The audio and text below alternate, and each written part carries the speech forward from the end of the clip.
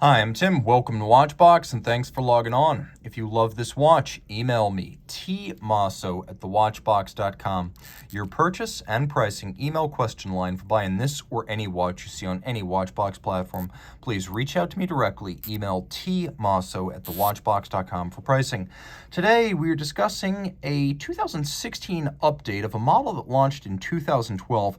This is the Patek Philippe Perpetual Calendar Split Seconds Chronograph 5204R-001. So the basic Platinum model came out in 2012 as the successor to the legendary 5004. This model in rose gold bowed at Baselworld 2016. It is still a very wearable watch, and the upgrades to the movement inside over the 5004 are considerable.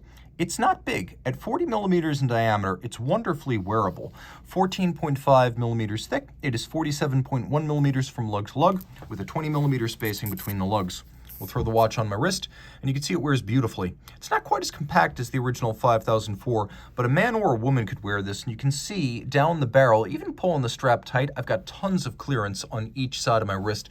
So though my wrist is 16 centimeters, I think a wrist as small as 13.5 could wear this watch well. It's not particularly thin, but the entire case flank is sloped right up to the crystal, so I give it a fighting chance against a dress cuff, and a jacket would be no trouble at all. We have a brand new Patek Philippe factory strap. You can see calfskin on the bottom, pull tabs so you can remove the strap without a tool. Large rectangular scale alligator leather in medium brown with a high gloss finish on the top with a monotone stitch and a folded seam on the edge. We have a Calatrava cross on top of a single fold rose gold deployant clasp. That's there to help you avoid dropping your large and expensive split-second perpetual calendar chronograph. And then we have a case that is particularly sophisticated. When Patek Philippe bought Atelier Réuni in the early 1980s and made its first halting steps into the world of case manufacture, it wasn't attempting anything this ambitious. And you can see that this is a welded lug case. So the case and the lugs are created separately. The lugs are then inserted into slots in the case flank.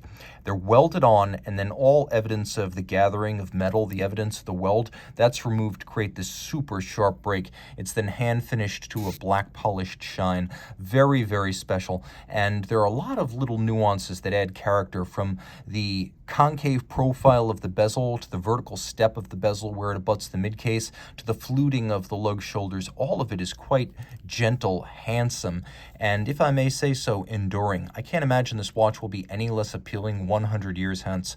Taking a look at the profile, you can see this is a coaxial pusher split-second chronograph. So there is a pusher that is coaxial with the winding and setting crown that allows you to split your seconds. You're timing two events that occur simultaneously. If you have two race cars orbiting a racetrack, each time they pass the start-finish line, you can gauge whether the distance between them is waxing or waning. Of course, you can operate it as a conventional chronograph and just start, stop, and reset and keep the 2 seconds hands paired, so you have some flexibility there. And unlike the Lemania-based 5004, this one features a in-house caliber that does include a hacking seconds function. I know that's important to a lot of Patek Philippe buyers these days. It has been a characteristic of most of their modern movements created in the last 20 years. Now, it also has rose gold applique indices and rose gold hands to match. They are somewhat faceted, modified Dauphine style. And though this is a dress watch, it has plenty of luminescence, which gives it a little bit of a sporty air in combination with the split-second chronograph. It's also a perpetual calendar, so you don't need to reset it or touch it in any fashion if you keep it wound until the year 2100. So leap years, irregular length months, not a problem. We have a day-night indicator, so when it's blue, don't attempt to use the pusher correctors on the flank to set the time. That's your danger zone indicator. So when it's blue, you're through if you try to set it using the correctors.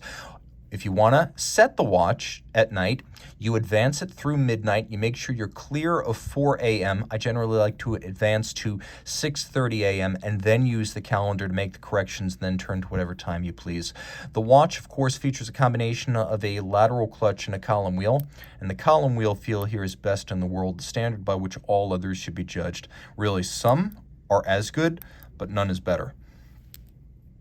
If you look carefully, you can see that there's a little bit of countersink and dishing to the sub-registers.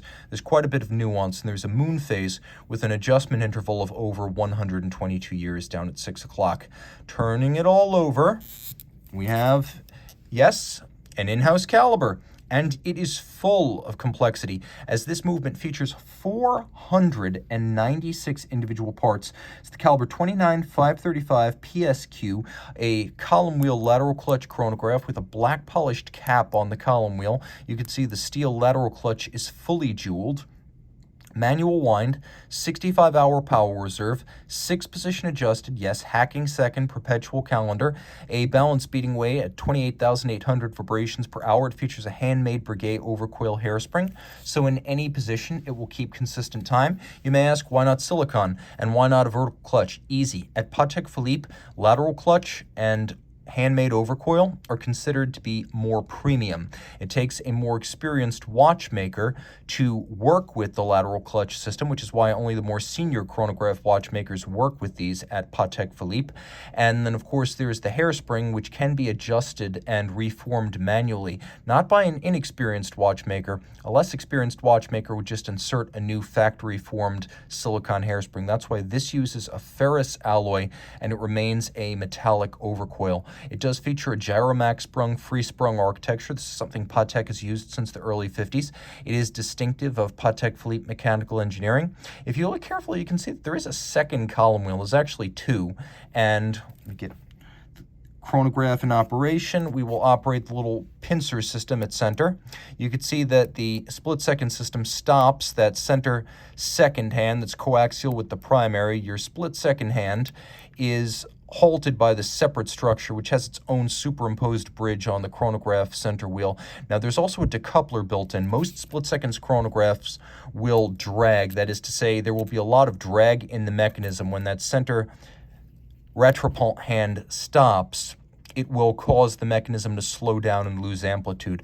The better chronographs, such as from Lange and Patek Philippe, that have split-second complications, use a decoupler, so there is no additional drag, no loss of power reserve or amplitude.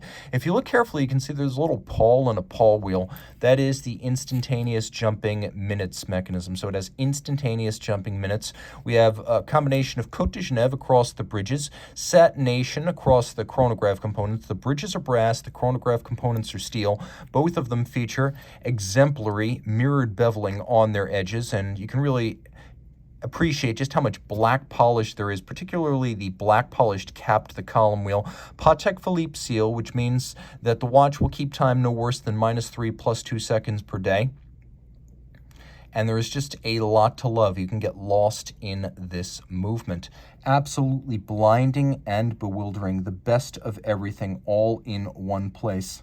And it pivots on 34 jewels. Reach out to Team Mosso at thewatchbox.com for purchase and pricing details of this Patek Philippe 5204R.